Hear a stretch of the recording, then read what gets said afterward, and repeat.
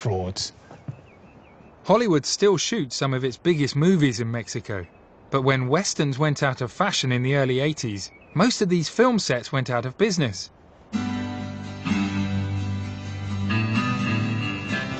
This one, though, still serves as a home for its very own resident cowboy. This is Don Antonio, who I think... Antonio. Don Antonio. Sí.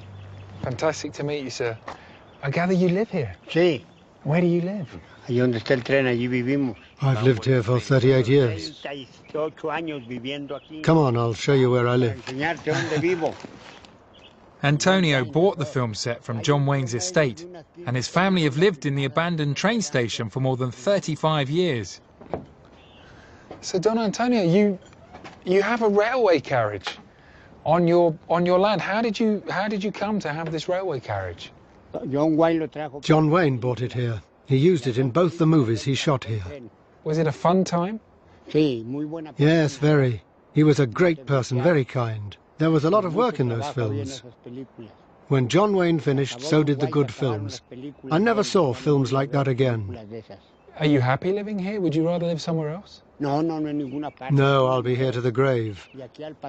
I've lived a long time, so that's fine.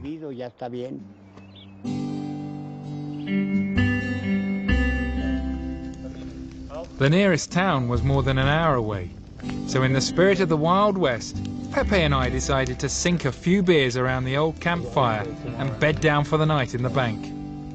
Bedtime. You can believe how cold it is here. Oh, I've got a hangover as well.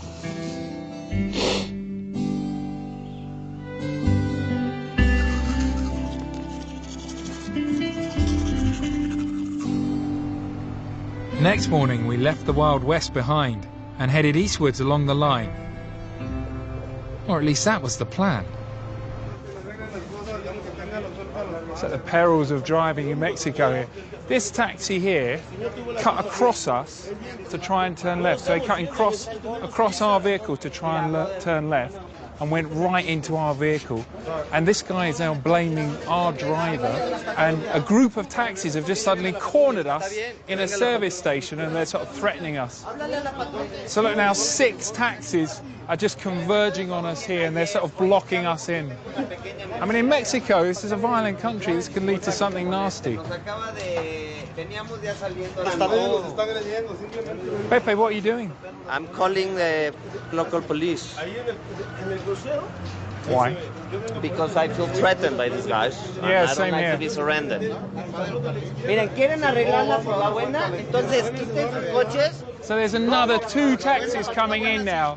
And again, with big guys getting out. These aren't small guys. Look at this. No. Quita los coches y no me amenaces. Quítalos ahorita. Háblale a tu gente y quita tus coches, porque esto es amenazante y ya viene la policía. Cops coming. Ese taxista se nos metió. El señor venía de este lado, nosotros vamos en la avenida, el coche se metió, este es el rozón. Can I also suggest that you say this man then tried to drive us off the road again, not content with going into us once, he then tried to drive into us twice just on the road down here. And we've been surrounded by these vehicles and we feel threatened by this. The taxi drivers seem to be pretty friendly with the police, who spelt out our limited options to Pepe. So what's happened? Basically, the police officer is saying, if you guys can settle down, you won't have to go to the station. If you don't settle down and make an agreement... What does settle down mean? You mean pay him? Well, no, make a negotiation to see, you know, pay him or he pays us. Okay, well, I think our negotiation should be quite straightforward. We're completely in the clear here. It was completely the taxi driver's fault. There's hardly any damage to our vehicle. We should just go. Can we just ask the taxi driver what he's suggesting we should do then, given that he rammed into our car? He wants you to pay for the hit. This is the boss of the taxi company here. Okay, I'm going to give him 300 pesos and we're going to leave, okay? Otherwise we're going to lose.